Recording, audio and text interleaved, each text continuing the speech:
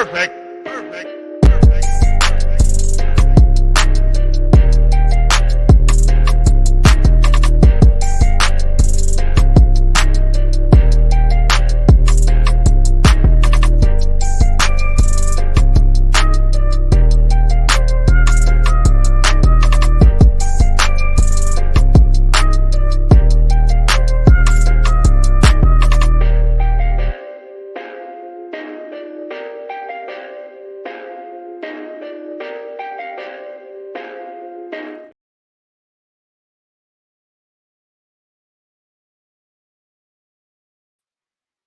All right, everybody.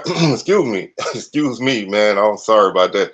How y'all doing today, man? This your tour guide around the SWAC. Wells coming at you on a post homecoming recap day, man. Trying to recover, man, from a great weekend. Food, family, friends, football, man. You can't beat it. Just really a great weekend. So trying to kind of get myself back on track. But man, we are here for our Week 7 recap. A lot of great games, man. Couple surprising outcomes. Just a typical SWAC football week, man. Any and everything can happen. Saw some division races shaping up. Saw some teams move around in another division. So we're gonna talk about all of that on this show.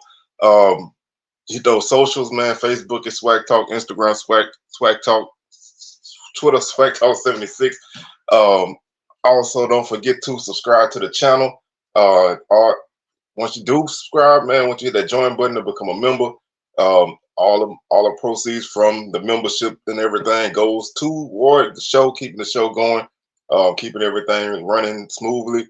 Also, if you want to not really join but still want to, help the show continue to grow, you can hit the Cash App $ SWAC Talk. All would be appreciated. Everything goes back to the show. And keep us moving forward. Like the video, share it. Feel free to comment and give me your thoughts on Week 7. And man, let's go ahead and jump into this, man. We're not gonna waste no time on the formalities. We're gonna start off with Southern and Lincoln.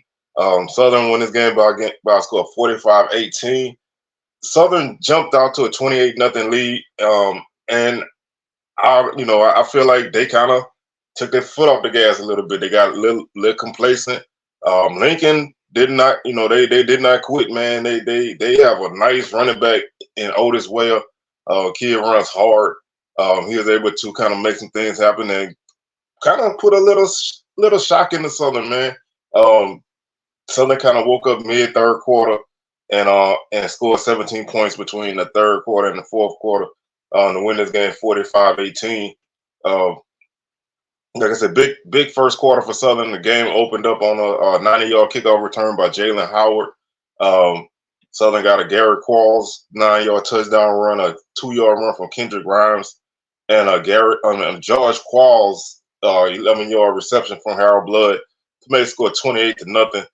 Lincoln would score the next 2 touchdowns. Whale got a 7-yard run. Tariq Phillips got a 22-yard pass from T.J. Goodwin. Those of y'all who remember him from Valley, man, he's still trying to do his thing. They made the score 28-12 at the half. They missed both the 2-point conversions, made the score 28-12. Southern would get on the board with 11:55 in the third when Kendrick Grimes would catch a 44-yard pass from Harold Blood, 35-12. Otis Ware would catch an 11-yard pass from T.J. Goodwin, made the score 35-18. And Southern would close out the scoring with Darren Morris 98-yard pass from Harold Blood. And that came with 12:53 left in the game, 42-18.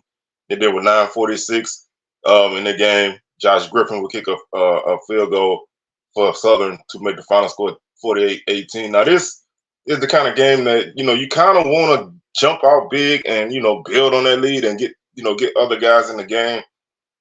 Southern didn't really do that. They jumped out big and kind of got a little lax. And Lincoln was there to hang in there, get a couple opportunities, couple short fields, couple drives with penalties, boost them down the field, and score points. Lincoln finished the night with 217 yards, 3.7 yards per play. They fumbled twice. They threw the ball for 132 yards, 20 or 35. 2 touchdowns, no interceptions. They ran the ball for 85 yards. 3.7 yards per carry, 1 touchdown. Southern, 106 on the ground, 3.5 yards per carry, 2 touchdowns. 352 through the air, 22 or 33, 3 touchdowns, 2 interceptions. 458 total offense, 7.3 yards per play. They fumbled once but didn't lose it. Penalties really hurt Southern in this game. They had a lot of holding penalties, brought back big plays. They had a couple unsportsmanlike conduct play penalties. So Southern had 13 penalties for 113 yards. And you see that against teams like this, man. They'll kind of push you and edge you into certain things, but you can't do that in other games. Southern 6 of 13 on third down. Lincoln 4 of 14. 2 or 3 on fourth down for the Oaklanders. 1 of 2 for Southern. Southern was one. Southern had 1 sack. Lincoln had 3. Individually, T.J. Goodwin, 19 of 34, 135 yards, 2 touchdowns, no interception, 1 sack. Harold Blood, 19 of 28 for 329 yards, 3 touchdowns, 1 interception. He was sacked 3 times. Noah Biden came in with 3 of 5 for 33 yards. For 23 yards and an interception. Otis Whale led Lincoln with 75 yards on 15 carries, 1 touchdown. Garrett Quarles led Southern with 14 carries for 92 yards and a touchdown. Tariq Phillips led Lincoln with 43 yards on 4 catches. Also, Keyshawn Berry had 43 yards on 4 catches. Darren Morris had the 1 catch for 98 yards for Southern. George Qualls led Southern with 6 catches on the night, then a touchdown. Sheik Diaki led Lincoln with 8 tackles. Marquise Lawson had 2 tackles for loss and a sack. Interceptions went to Wade and Inman. Southern was led by Dimitri Marcel with 6 tackles. Taj Brown and Jelani Davis each had 2 tackles for loss. Davis had a sack. Givens and Johnson had 4 fumbles for Southern. And like I said, this is just, one of those kind of games, man, where you didn't play the best. You kind of made your way through the game. Could have been a lot better. You kind of made your way through the game and survived, honestly. But you move on to another day and you get ready to get back in the SWAC play. So if you're a Southern fan, you're not really excited about the game. You got to see the team score some points, but there's still a lot of work to be done. But now you're on to upward and onward. Next game we have is Prairie View and Houston Christian, and this is a game I picked Prairie View to win this game by a score of 35-30, and Prairie View did not score. Houston Christian did score 30 points. They won this game 30-0. Just really not a good game for Prairie View in this game. Houston Christian jumped out to a 24-0 lead at the half. They got 2 touchdown runs in the second quarter, 1 from 5 and 1 from 22. They got a 49-yard pass in the first quarter and a field goal to open up the scoring. So they went up 24-0 at the half. And then they got 2 field goals in the third and fourth quarter to wrap up the scoring. Just not a good night for Prairie View in this game. 6 first downs for Prairie View on the night. Houston Christian, 30 first downs. Prairie View only ran the ball for 20 yards on the night. 22 carries. Not a, just uncharacteristically bad running night. 246 on the ground for Houston, for the Huskies. They averaged 5.6 yards per carry and 2 touchdowns. Only 90 yards passing for Prairie View. 12 of 19, no touchdowns, 1 interception. 110 total yards of offense. 2.7 yards per play. They did fumble once and lost it. Houston Christian threw for 199 yards, 24-35. They had 1 touchdown, 1 interception. They also fumbled once. They had 445 yards of offense, 5.6 yards per play. Prairie View was 1 for 10 on third down, 0 for 1 on fourth down. They did have 1 sack as a defense. Houston Christian was 5 of 16 on third down, 1 or 2 on fourth down. They had 4 sacks on the night. Not much individually for Prairie View to really speak on. Connolly, 12 of 19, 90 yards, 1 touchdown, and the 4 sacks. Jamarius Brooks led Prairie View with 3 carries for 14 yards. Chris Heron, 4 catches for 34 yards for Prairie View. Trajan Spiller, 4 for 31. Houston Christian was led by Kobe Suits with 19 of 28 passing, 166 yards, 1 touchdown, 1 interception. R.J. Smith, 14 carries for 108 yards for the Huskies. And Ismail Fuller, 1 catch for 49 yards and a touchdown. Prairie View was led in tackles by Cameron Franklin with 12. Jamal Marshall led with 1.5 tackle for loss. He also had 1 sack. Interception went to Franklin. Houston Christian was led by McIntyre with 10 tackles. And they had a bunch of a bunch of guys with a tackle for loss, and 4 sacks were distributed amongst 4 guys evenly. Interception was by flag. And this is a burn the tape type of game, man. Like you want to put this away. Prairie View has not looked good in the non-conference all season. Just really have not been competitive in non-conference games this season.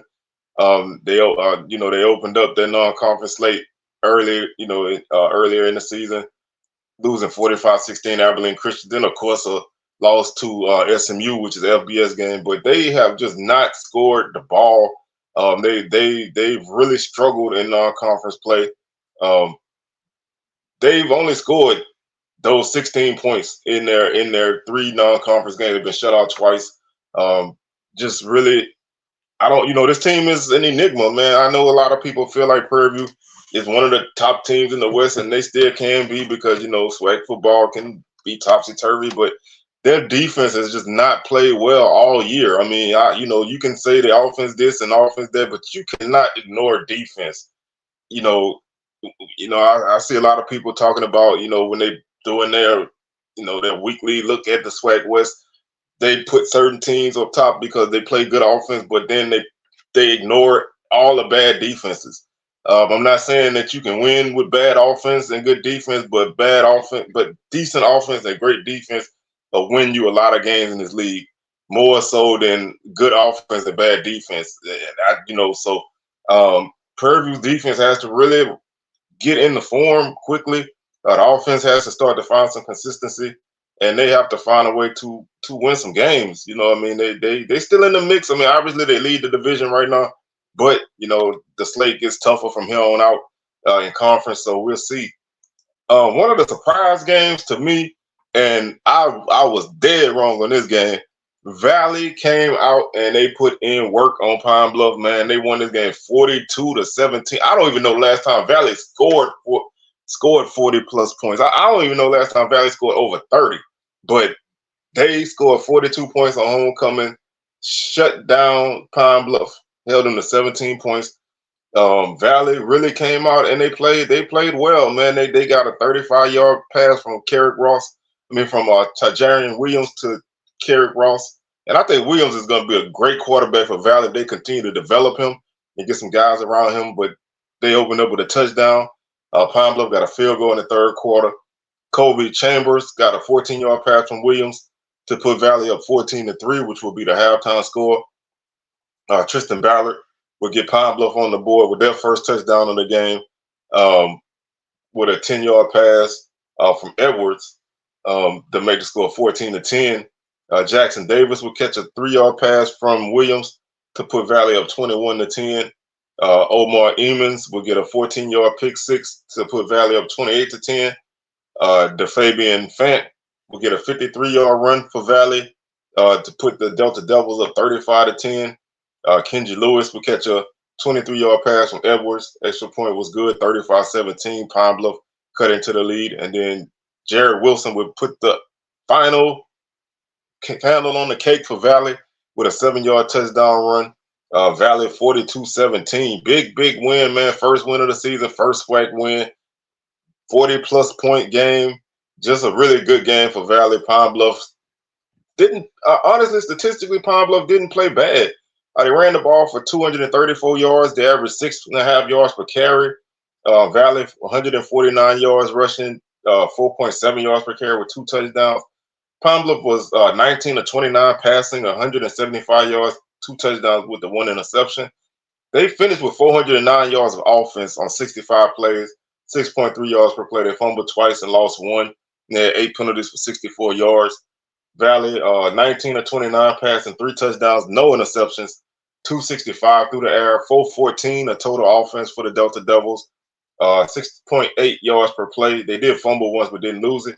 Only had 4 penalties for 45 yards.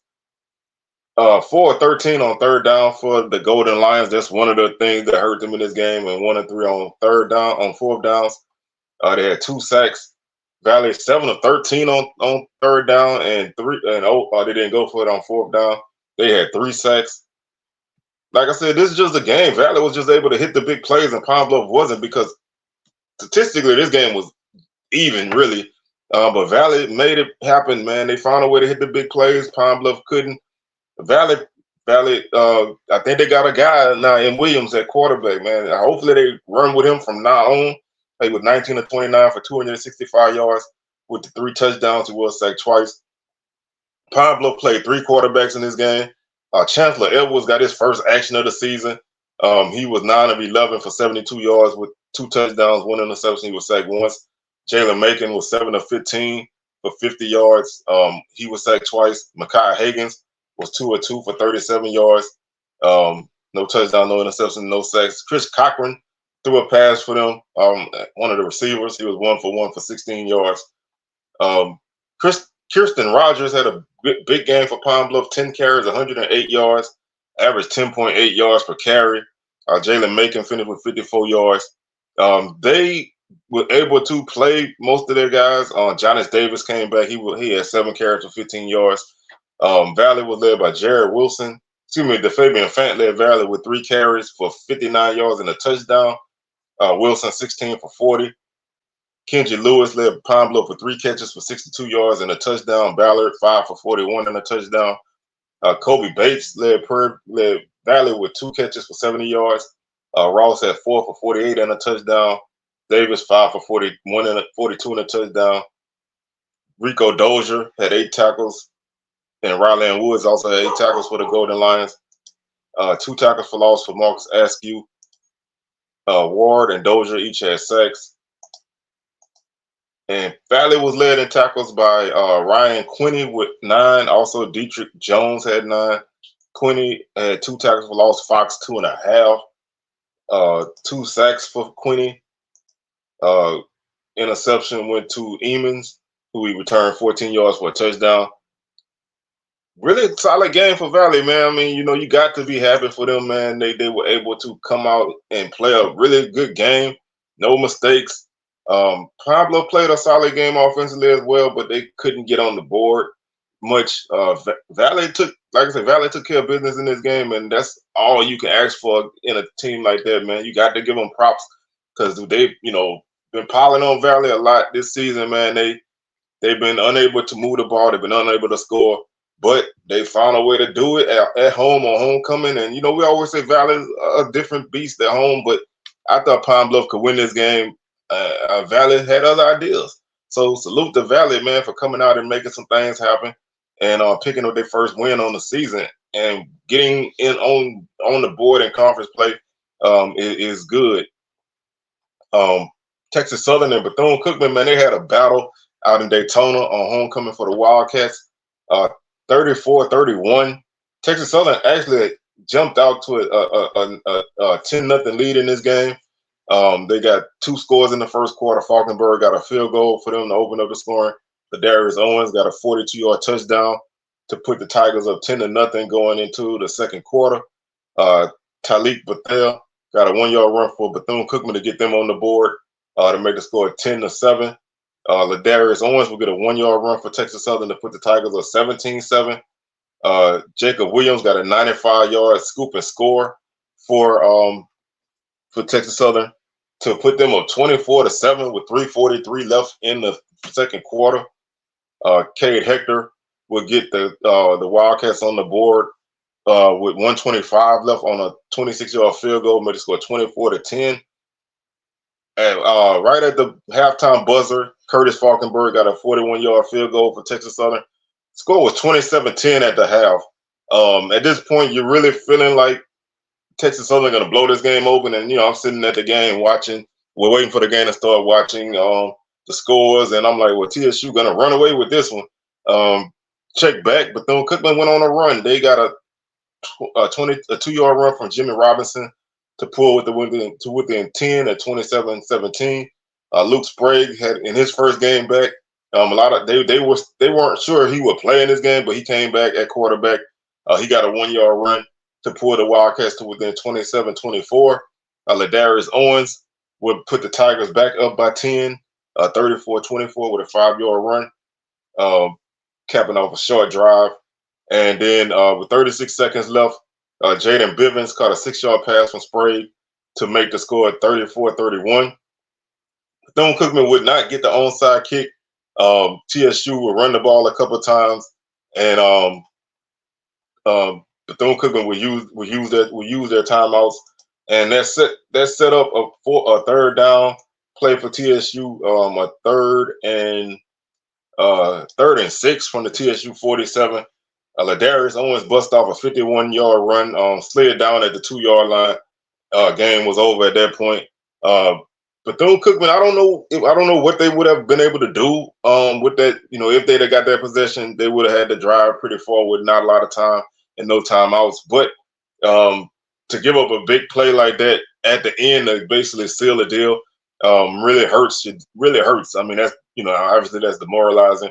And the game was over after that. But Ladarius Owens really had a great game in this game, and we'll get to the numbers in a minute. TSU ran for 199 yards. Bethune-Cookman 202 on the ground. This is probably Bethune-Cookman's best offensive output of the season. 128 yards passing, 16-31, 1 touchdown, 1 interception, 330 yards of offense. They ran 94 plays. They really got up and down the field in a hurry. 3.5 yards per play, so not a great average for them. They fumbled twice, lost one. TSU 189 yards passing, 15-29, no touchdowns, no interceptions. Like I said, 199 yards. They averaged 6.2 yards per rush with 3 touchdowns. Total offense 388 for Texas Southern, 6.4 yards per play. 9 penalties for 110 yards. That definitely hurt Texas Southern in a game like this. But they were able to overcome that and get the win. They were 4 of 11 on third down, 11 of 22 for Bethune-Cookman on third down, 50%. Man, they played a really good offensive game. They just couldn't. They fell behind, I think, a little bit too far and were unable to really get the stops that they needed to get themselves a lead. 5 sacks for Texas Southern, 4 for Bethune-Cookman. Both teams were perfect on fourth downs. TSU 1 for 1, Bethune-Cookman 3 for 3.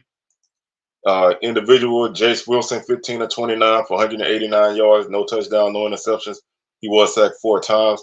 Luke Sprague, like I said, in his first action back, 14-26, 118 yards, 1 touchdown, 1 interception. He was sacked 4 times. Walter Simmons 2 of 4 for 10 yards. He was sacked once. The offense looks a little bit different when Sprague is in there. I think the passing game kind of picks up a little bit. Numbers weren't great in this game, but I think the passing game kind of picks up a little bit. So if he's the guy, I think the offense is going to spark a little bit more, but I don't know if they really have the weapons to really be a huge factor against a good defense. So we'll see how they play moving forward, because they do have some solid defenses facing them in the next few games. Owens was 19 carries, 163 yards for TSU, 3 touchdowns, 51 yards with his long, 8.6 yards per carry. Jimmy Robinson had 17 carries for 98 yards and a touchdown for Bethune-Cookman. Trent Leary, 6 catches, 82 yards for TSU. Davino Ellington had 3 catches for 43 yards for Bethune-Cookman. Jacob Williams, another big game for him, man. I would say if it wasn't for Bubba Adams and like Isaiah Major, he would probably be the best linebacker in the league. He doesn't get the recognition playing for TSU, but he's put up great numbers all season. Another big game for him. 13 tackles, 2.5 tackles for loss, and a 95-yard scoop and score. Another great week for him. He's had solid games pretty much all season. Been one of the bright spots on this defense. Darius Thomas, 11 tackles for him. Nicholas Rawls, 2 tackles for loss, and their 4 sacks were distributed amongst 4 guys. No turnovers for the Wildcat defense. But this was like I said, this was a very, very entertaining game, man. You can't really ask for a lot more than that. Ladarius Owens had a solid game on kick returns as well. Had 4 returns for 142 yards with a long of 49. So he put his hands all on this game. Over 200 yards of total, over 200 yards of all-purpose offense for Ladarius Owens. That's really a offensive player of the week numbers or specialist of the week, whatever. He has a really good claim for that this week. I mean, he had his hands all over this game, and when your starting quarterback is not there anymore, you need to lean on your playmakers, and Ladarius Owens is definitely that guy. I expect to see him get a lot more work as the season moves on because he can impact a game in a huge way, like you saw on the game Saturday. This was another surprise game and another game I was wrong on. I missed on a lot of games this week, so my numbers were not good this week. But Alabama A&M went to Grambling and won this game, going away 45-24. I had Grambling winning this game 31-20. Xavier Langford had a huge game for A&M. Grambling's kind of I don't want to say they're slumping, but they've lost 2 in a row now. You have to see where they respond. How they if they can bounce back, because these are 2 tough losses for them, especially at home. Ryan Morrow got the Bulldogs on the board with a 7-yard run. The score was 7-0. Antonio Jones caught a 34-yard pass from Miles Crawley, tied the game up at 7. Donovan Eaglin got a 2-yard run for A&M, made the score 14-7. Chance Williams tied the game up for Grambling at 14 on a 4-yard run. Jordan McWayne kicked a 32-yard field goal for Grambling, made the score 17-14. Right before the half, with 6 seconds left, Victor Barbosa kicked the 28-yard field goal for the Bulldogs. Score was tied at 17 at the half. Grambling would score on a Miles Crawley 4-yard run with 10:41 left in the third. Tigers up 24-7, and they would not score again after that. A&M really took this game over, scoring 21 points in the third quarter. Langford had a 45-yard run. Jacoby Hewitt caught a 23-yard pass from Langford. Eaglin a 2-yard run. That gave the Bulldogs a 38-24 lead after that run in the third quarter. And then Langford would cap things off with a 6-yard run to make the score 45-24, as Grambling was outscored 28-7 in the first half. In the second half, after being tied at 17 in the first half. So Grambling, this game was a lot like last year's Grambling, where they would play a good first half and then not play a good second half. That cannot happen this year. They really have to, if they're gonna be contenders, they have to play whole games, and that goes for everybody. I'm not singling Grambling out, but I'm talking about Grambling right now, so that's why I'm speaking on them. But you have to be able to play a solid full game. I'm not saying you have to be great in both halves, but you can't give up 21-point quarters. You can't only score 7 points in the second half. You just can't do it. You can't allow 336 yards of rushing to the Bulldogs, 7.5 yards per carry, and 5 touchdowns. You just can't do that. The team ran the ball 45 times. They committed to running the ball, and they did it. And early, probably before the TSU game, I said early portions of the season, Grambling's run defense was really susceptible to being gashed. They gave up over 200 yards to Hampton. They gave up like 200 to Florida Memorial. I don't really count the LSU numbers because LSU's a FBS team, Power 5 team. They got a great offense. They run the ball on everybody to an extent. But the last few weeks they have been playing really good run defense. This week it went back to early in the season. I don't know what happened, but that can't happen. 129 yards for Gremlin on the ground, 3.7 yards per carry. Running game kind of slipped a little bit. A&M only threw the ball 22 times. They were 9 of 22 for 127 yards. They had one touchdown, one interception. Gremlin 244 through the air, 21 of 36, one touchdown, one interception. Um, that's 4 interceptions in 2 weeks for Gremlin, after basically having one through the first few games. So this offense is they're not getting worse. I don't want to say that, but they're not clicking at the level that they were in the last 2 games. They're not clicking at that level that they were before, and they can get back into form, but that's a little bit of something to look at moving forward. 463 yards for the Bulldogs, 6.9 yards per play, 8 penalties for 69 yards for them. Gremlin had 9 penalties for 116 yards. That would kill you every time. 373 total offense, 5.3 yards per play. 5 of 11 for A&M on third down. They were 1 for 2 on fourth down. They were 5 for 5 in the red zone. Neither team recorded a sack, which is amazing in a game like this. You would think that somebody would get a sack, but neither team recorded a sack. Uh, Grambling was 5 of 14 on third down, 1 or 2 on fourth down. They were 3 or 5 in the red zone. In a game like that, you have to score pretty much every time you're in the red zone. You have to cash in. Langford 9 of 22 for 127 yards, 1 touchdown, 1 interception. Crawley 21 of 36, 244 yards, 1 touchdown, 1 interception. Langford 16 carries, 193 yards, 2 touchdowns, average 12.1 yards per carry. Eaglin 17 for 97, 2 touchdowns. He averaged 5.7 yards per carry. Floyd Chocolate Groundling with 14 carries for 69 yards. Williams 13 for 48 and a touchdown. Hewitt led the Bulldogs with 3 catches for 61 yards and a touchdown. Jones had 6 catches for 99 yards for Grambling and 1 touchdown.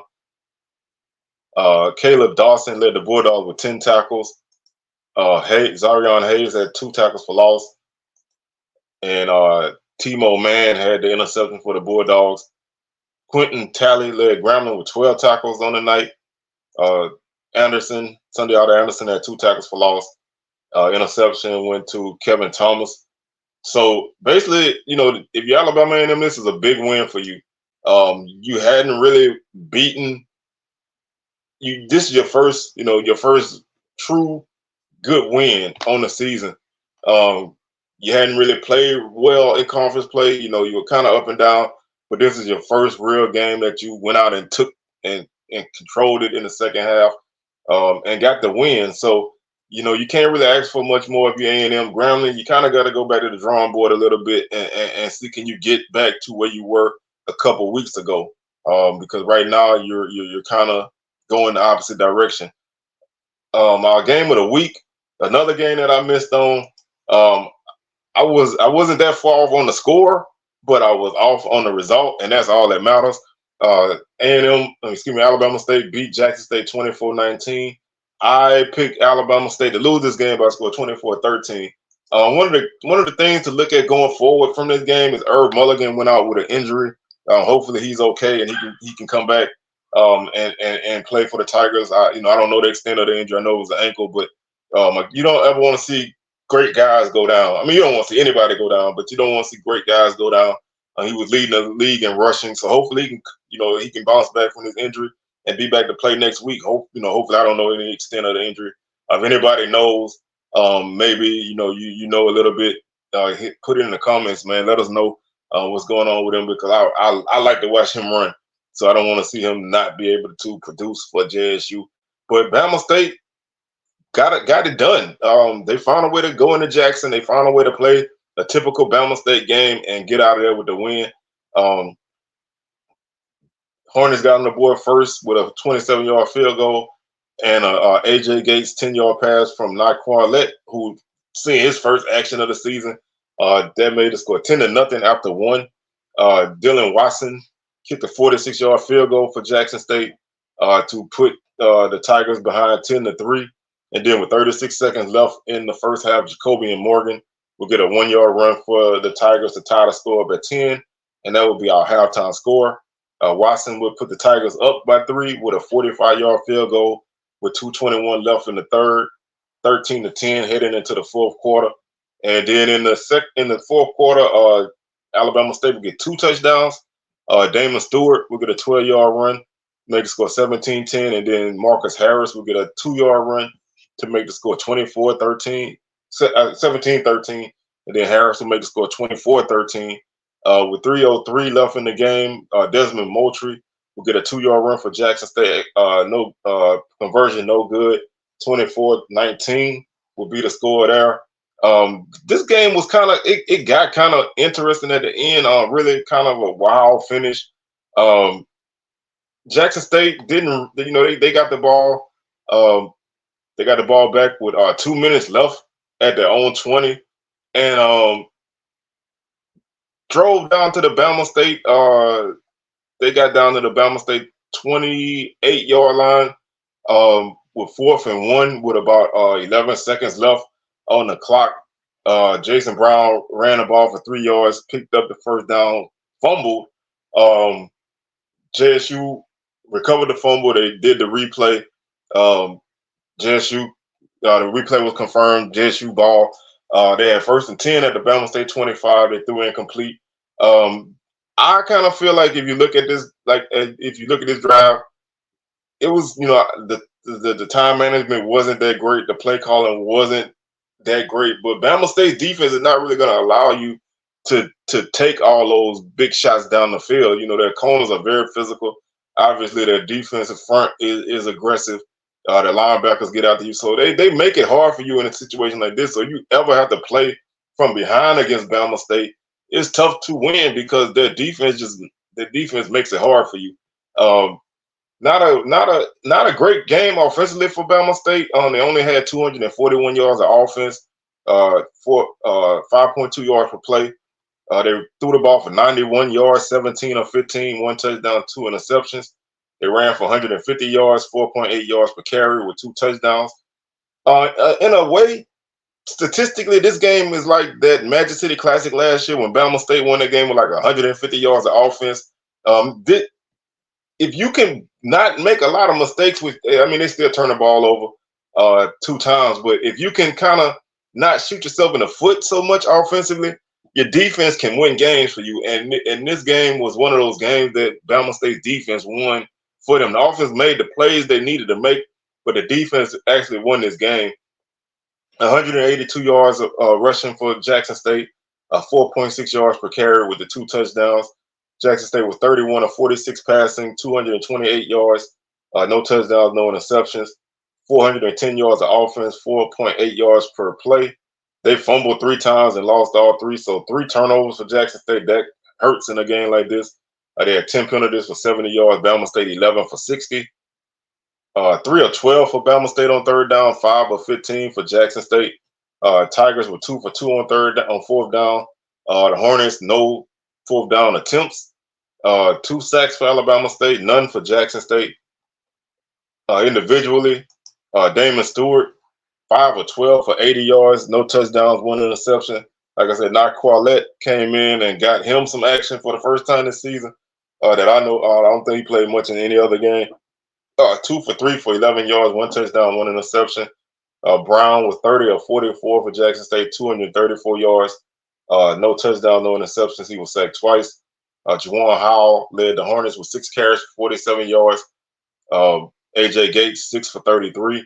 Moultrie came in to take over for Mulligan. He finished 10 carries for 65 yards and a touchdown. Mulligan was 11 for 57 before he went out. Keyshawn Johnson only had 2 catches for 46 yards.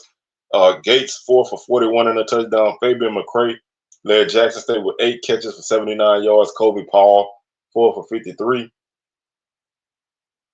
Bubba Adams, and obviously, if it's a Saturday and Bama State playing, Bubba Adams got double-digit tackles. I mean, you can go ahead and put that in the books.